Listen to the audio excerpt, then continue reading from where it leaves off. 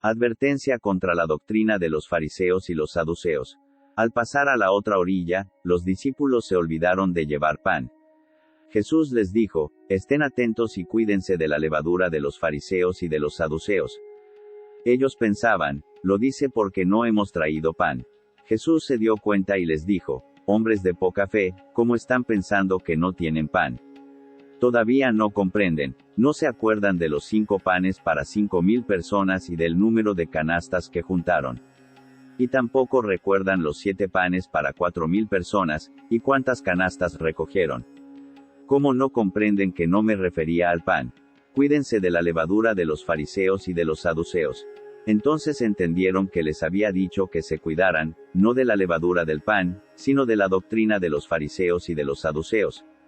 La profesión de fe de Pedro.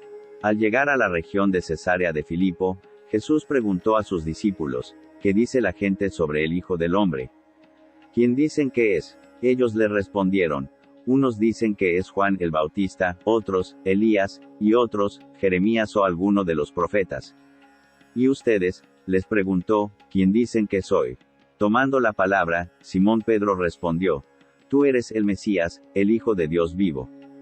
Y Jesús le dijo, feliz de ti, Simón, hijo de Jonás, porque esto no te lo ha revelado ni la carne ni la sangre, sino mi Padre que está en el cielo. Y yo te digo, tú eres Pedro, y sobre esta piedra edificaré mi iglesia, y el poder de la muerte no prevalecerá contra ella. Yo te daré las llaves del reino de los cielos. Todo lo que ates en la tierra, quedará atado en el cielo, y todo lo que desates en la tierra, quedará desatado en el cielo. Entonces ordenó severamente a sus discípulos que no dijeran a nadie que él era el Mesías. El primer anuncio de la pasión. Desde aquel día, Jesús comenzó a anunciar a sus discípulos que debía ir a Jerusalén, y sufrir mucho de parte de los ancianos, de los sumos sacerdotes y de los escribas, que debía ser condenado a muerte y resucitar al tercer día. Pedro lo llevó aparte y comenzó a reprenderlo, diciendo, Dios no lo permita, Señor, eso no sucederá. Pero él, dándose vuelta, dijo a Pedro, retírate, ve detrás de mí, Satanás. Tú eres para mí un obstáculo, porque tus pensamientos no son los de Dios, sino los de los hombres. Condiciones para seguir a Jesús. Entonces Jesús dijo a sus discípulos, el que quiera venir detrás de mí, que renuncie a sí mismo, que cargue con su cruz y me siga. Porque el que quiera salvar su vida, la perderá, y el que pierda su vida a causa de mí, la encontrará. ¿De qué le servirá al hombre ganar el mundo entero si pierde su vida? ¿Y qué podrá dar el hombre a cambio de su vida?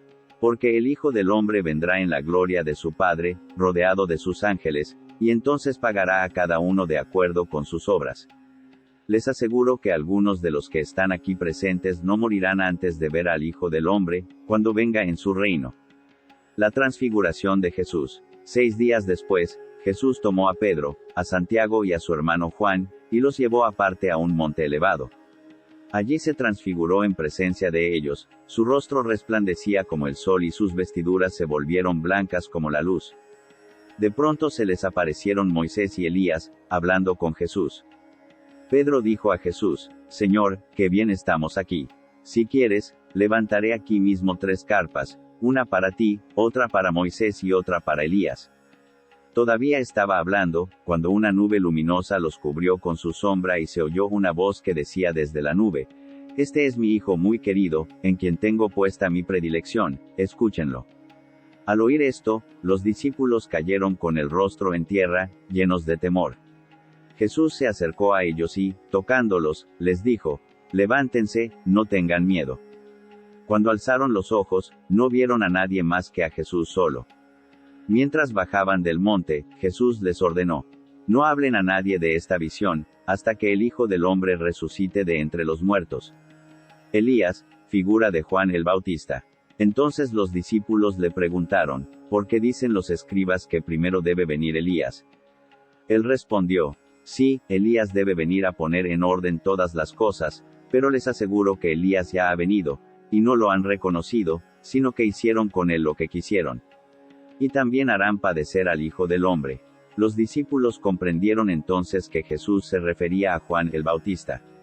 Curación de un endemoniado epiléptico. Cuando se reunieron con la multitud, se le acercó un hombre y, cayendo de rodillas, le dijo, Señor, ten piedad de mi hijo, que es epiléptico y está muy mal, frecuentemente cae en el fuego y también en el agua. Yo lo llevé a tus discípulos, pero no lo pudieron curar. Jesús respondió, generación incrédula y perversa. ¿Hasta cuándo estaré con ustedes? ¿Hasta cuándo tendré que soportarlos?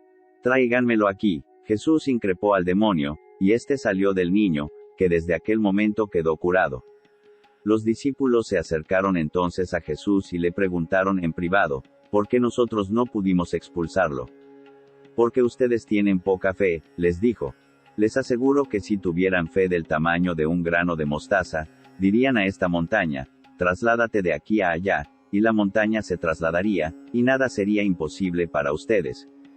El segundo anuncio de la pasión. Mientras estaban reunidos en Galilea, Jesús les dijo, el Hijo del Hombre va a ser entregado en manos de los hombres, lo matarán y al tercer día resucitará. Y ellos quedaron muy apenados. La contribución debida al templo. Al llegar a Cafarnaún, los cobradores del impuesto del templo se acercaron a Pedro y le preguntaron, ¿el maestro de ustedes no paga el impuesto? 25, sí, lo paga, respondió. Cuando Pedro llegó a la casa, Jesús se adelantó a preguntarle, ¿qué te parece, Simón? ¿De quiénes perciben los impuestos y las tasas los reyes de la tierra, de sus hijos o de los extraños? Y como Pedro respondió, de los extraños, Jesús le dijo, eso quiere decir que los hijos están exentos.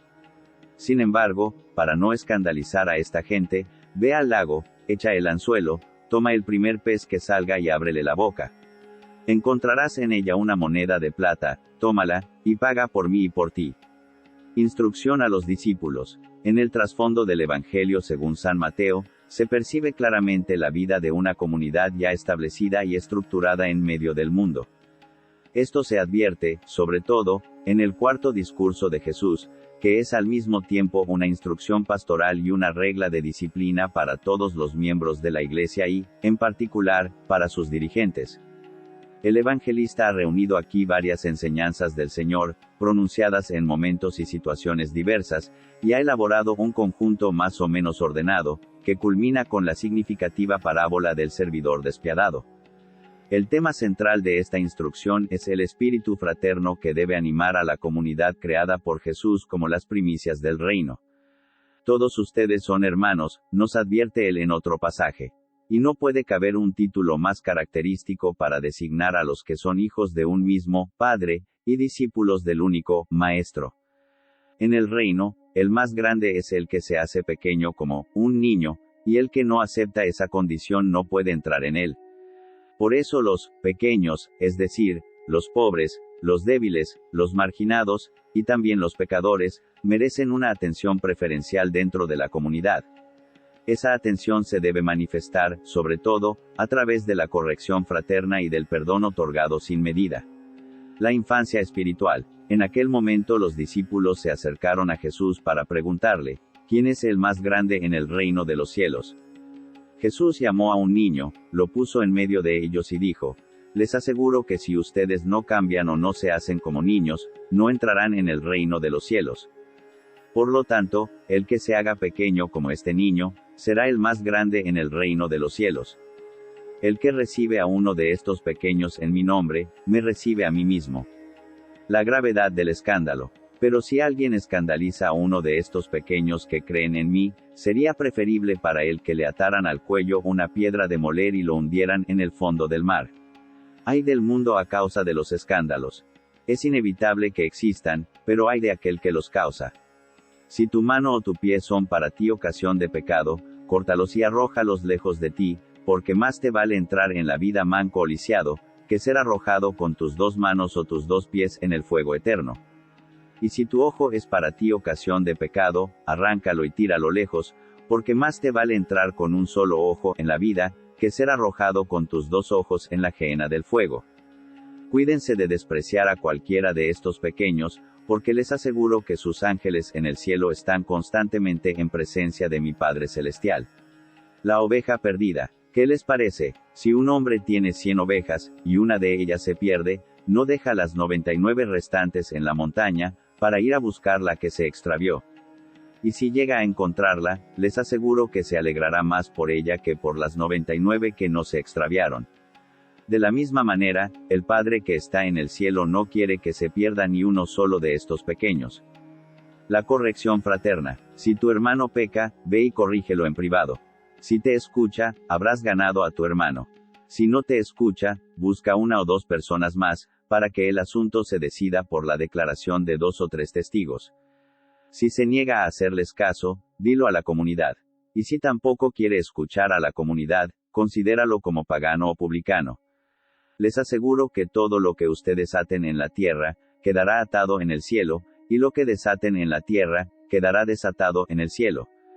La oración en común. También les aseguro que si 2 de ustedes se unen en la tierra para pedir algo, mi Padre que está en el cielo se lo concederá. Porque donde hay 2 o 3 reunidos en mi nombre, yo estoy presente en medio de ellos. El perdón de las ofensas. Entonces se adelantó Pedro y le dijo, Señor, ¿cuántas veces tendré que perdonar a mi hermano las ofensas que me haga? Hasta 7 veces. Jesús le respondió, no te digo hasta 7 veces, sino hasta 70 veces 7. La parábola del servidor despiadado. Por eso, el reino de los cielos se parece a un rey que quiso arreglar las cuentas con sus servidores.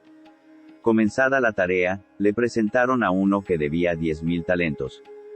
Como no podía pagar, el rey mandó que fuera vendido junto con su mujer, sus hijos y todo lo que tenía, para saldar la deuda.